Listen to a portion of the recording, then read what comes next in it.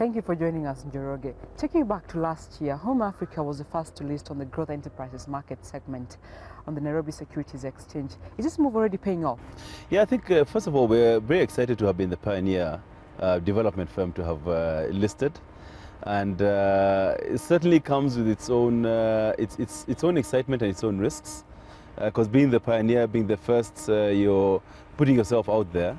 And to an investing public that may or may not understand the structure of your business, the nature of your business, some of the financial ratios, for instance, may take some time for the investing public to understand. But it's still very exciting. We're happy to be the pioneers. That's Home Africa. We're always looking to come to market first in whatever we are doing.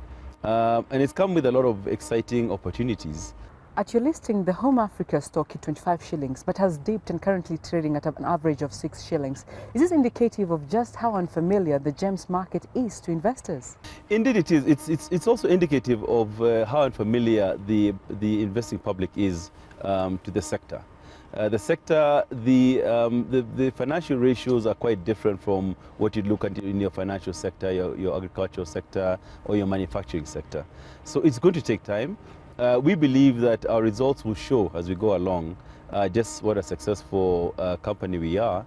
And we believe as the investing public begins to understand the nature of the business and the ratios that exist, I believe you will begin to see an improvement in that regard. You plan to raise 2 billion shillings through this year, part of which will be geared towards construction of affordable housing. Tell us more about this diversification move.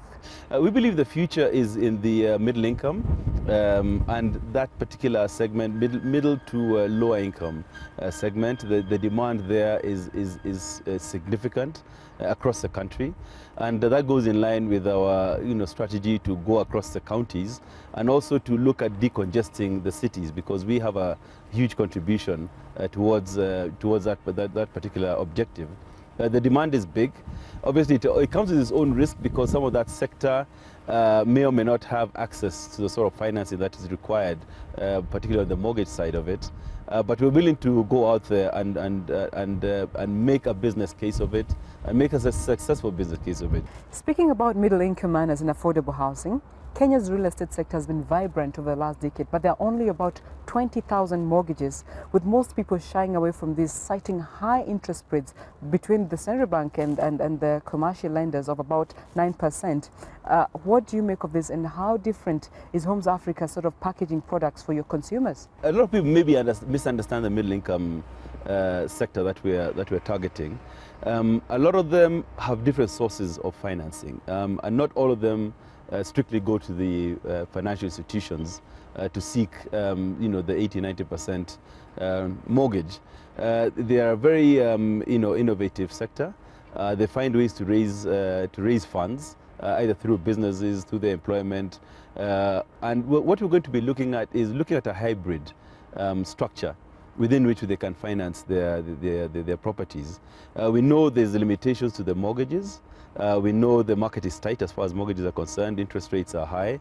So we're going to be looking at ways to innovate a financial structure that would work for them, either through a payment structure, either through introducing them to different types of institutions that are able to cushion them, get a mix between in the tenors of the mortgages that they can execute. And we also plan to be very, very active in the financial sector in terms of coming up with new innovative ways to finance that particular sector and cushion them against the interest rate shocks. And going forward, Njoroge, what should you expect from Home Africa this year when it comes to expansion into the region? Okay, we've got what we call the Go County strategy. We're looking at the 47 counties, and we are breaking them down into regions. So we're looking at the coastal region, we're looking at the western region. Already we've got projects up and starting. In Kwale, for instance, we've got a project called Lango.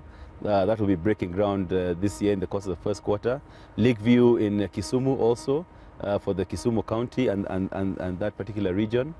Already we've got our landmark project in Kiambu County for the central region, Miga, which is well known to everybody. But the other joint ventures that we'll be getting into with strategic partners within the other counties to look at how we can actually build up a significant stock of new housing. And so that's our Go County strategy.